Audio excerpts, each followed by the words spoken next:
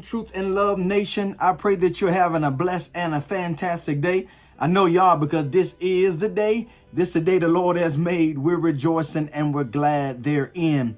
Listen, the purpose of this communication is just to provide for you some clarity and also to give you some information as we continue to navigate through these dark times. And they've been some dark times for sure. Everything that's going on in our world, everything going on in our nation, everything going on in our state, everything going on in our city, everything going on in our own individual lives. It has been some dark times, but I agree with David. I'm sure you do as well. They said in Psalm 27, the Lord is my light and my salvation. Whom shall I fear? It's been dark, but God's light has been brighter. He's been with us every step of the way. And I'm so grateful for him. And I'm also grateful for you. Thank you for your faithfulness.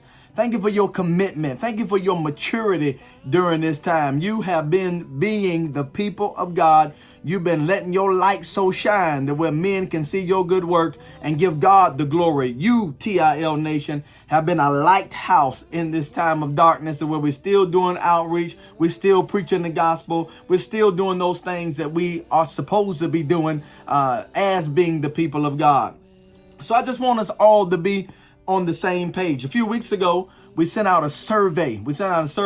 And thank you to all of you that took the time out to respond to the survey and give us your honest feedback. We just really wanted to stick our toe in the water, because there was so many of you that was chomping at the bit, that's asking to come back to in-person worship. And so we just want to stick our toe in the water to kind of see who desires to come back and who is good with remaining home and to continue to worship virtually. So I want you to hear it from Mr. Ed. I want you to hear it from the horse's mouth today. We are not opening up the floodgates. This is not what we're doing. We're not opening up the floodgates. But what we have done out of the responses that you all, there's been too many of you that want to come back. Hundreds of you have responded and said that you desire to come back, but we cannot accommodate you all. You all know the size of our facility. You know we can't accommodate everybody coming back and we're all right on each other. That's not what we're doing. So we can be able to stay within guidelines of the CDC and all those regulations, all that stuff that you know that we're supposed to be doing. We have taken all the individuals that, number one, have a desire to come back, and then number two, are healthy enough to come back. Just you gotta have more than a desire to come back. You gotta be in some sense of good health to be able to come back. And you know who you are. Some people I've just flat out told them, no, you're not coming back until God eradicates this virus off of our hands. And then some of you, I didn't have to tell you. Some of you said, I love you, Pastor, but I'm going to keep on watching virtually from home. I'm going to keep on watching virtually. So because of the size of our facility and because of the amount of persons that desire to come back, we have spaced you out to where you already know this because we've contacted you, but I'm just giving this clarity and information for the masses, for everyone a part of TIL Nation, to where, you know, you have certain Sundays that you can come so we can accommodate everybody. I don't think it's God's will right now for us to be doing 55,000 services. God knows I don't want to do 55,000 services. Ooh, no, I don't want to do that. I don't think that's what we need to do right now. If we need to do that and we have to do that, then that's what we would do.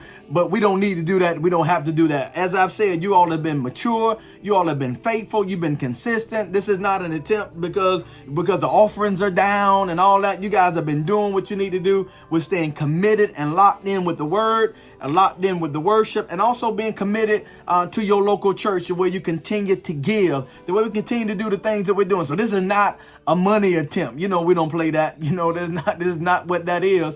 So to be able to accommodate everybody, we've been given particular days, particular Sundays that you all can come back and worship with us. So just be patient with us. You all have been patient with us for the past 32 weeks. So I know you're going to continue to be patient with us. Speaking of the past 32 weeks, man, I want to tell the Lord thank you for our team. Man, we've had a phenomenal group of people that's been here in the pocket with me, whether it's been the praise team, whether it's been Blaze, y'all call them Blaze, whether it's been Blaze, whether it's been the multimedia, whether it's been our admin team, whomever, everybody has been here. All of us have taken the mindset that we are essential workers, and we've been holding down the fort, and we've been doing what we need to do until you're able to come back into in-person worship. So I thank God for them, their work, their energy, their effort, their labor of love during this time. The way we can do the best that we can to provide for you some high quality worship to the best of our ability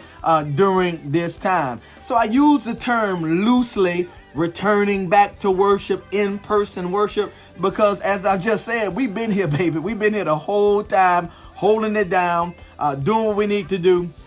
And the point is that where we've had so many individuals that desire to come, and so we're just trying to allow them the opportunity to be able to come if they're comfortable in coming, and then number two, if they're healthy enough to come. So hear it again. I want you to hear me clearly on what Pastor Colby trying to say. We're not opening up the floodgates. This is not a push to try to get everybody to come back. This is not an attempt to try to persuade everybody to come back. I'm not begging you to come back. I'm not asking you to come back. This is not what any of that is, because you can't come back right now. We can't open it up for everybody. We just cannot accommodate. You all know my heart. Boom, boom, boom, boom, boom. You heard it? That's my heart. Boom, boom, boom, boom. You know my heart. You know that Lady C and myself are so concerned about your health, your well-being, and you mean more to us than just coming to a service. You mean more to us than that. Come on, we understand the kingdom of God. We understand what we're all about is not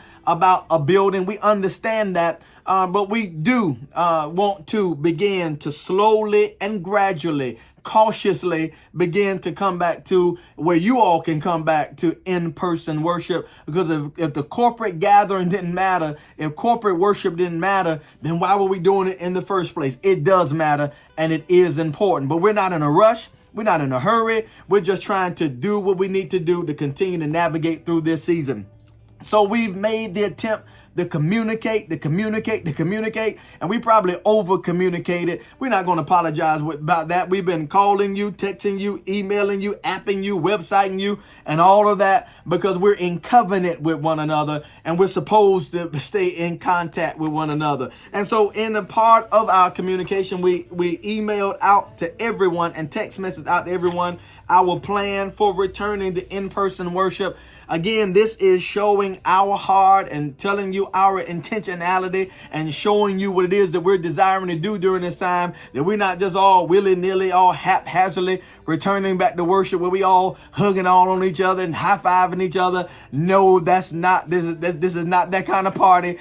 We've been being cautious. We've been doing what we need to do to show being responsible during this time. You know what it takes. We're requiring the mask. We've installed hand sanitizer stations.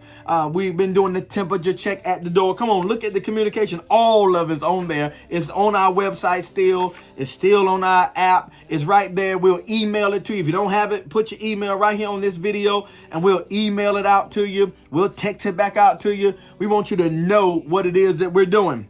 We've even gone as far to implement some type or like a wristband system, the way upon entry, upon, you scanning at the door and your temperature is good. We have wristbands the where one will say, for instance, I'm okay with a fist bump. One will say, for instance, I'm okay with a elbow bump. Another one will say, my name is Darryl, leave me alone, stay away from me, give me at least a minimum of 6 feet, and I still love you in Jesus' name. So we want everybody to feel comfortable. We want people to think that just because you here, you got the hug, you got the touch and high five, low five, you won't hear me say touch your neighbor. It won't be none of that. But everybody moves and operates in faith and moves and operates to their own comfort level. So let me say it again for the third time, so make sure we're all clear and we're all on the same page. Just call me Pastor Ed right now. I want you to hear from the horse's mouth that if you're not comfortable returning to worship, then continue to worship from home. If you're not comfortable with returning to worship, just continue to worship from home. And if you feel comfortable returning to worship, prayerfully you've already responded to the survey. Prayerfully we've already contacted you. I'm sure we have. If we have not, we will be letting you know kind of how we're going to be moving from here and what we're going to be doing. And again, several of you have been trickling in anyway, been coming these last several weeks and been coming back to worship. And we've been doing what we need to do. We trying to do what we need to do to keep you safe and to make sure that we are the people of God, where we walk in faith, and then at the same time, we're trying to keep you safe. So, man, we love you. We thank God for you. If you got any questions, any comments, any concerns, drop it right here on this video. Come on, y'all got my number. Call me, email me, reach out to the office. We'll do what we need to do to make sure that we're all on the same page. So this is just a brief summary. I'm not trying to give you all the details. I was trying to keep it short. It's right at 10 minutes. So I'm trying to keep it short to where this is just a summary of what we're doing. In no shape, form, or fashion is this a 4-page letter. I think that was Aaliyah, or one of them said they had a 10-page letter, 4-page letter. I don't remember how many page letter, but this ain't what she did. And it's not one in a million either. So this is just a brief summary on what it is that we're doing, so we can all be on the same page. All right. It doesn't matter what we do. I'll be honest with you. If we wait until the virus is fully gone, there's going to be something that's going to be said. If we open up the floodgates and say everybody can come back, then there's going to be something to be said there. Or if we phase it out and do it cautiously and slowly, with patience and with wisdom, as we're doing it right now, there's going to be something that's going to be said about that. We can't worry about that. We need to make sure we stay in faith and make sure we believe in God and make sure we're still trusting God. So I love you guys. I thank God for you. Guess what? Here comes the church. God bless you. I love you. Peace out. Bye-bye.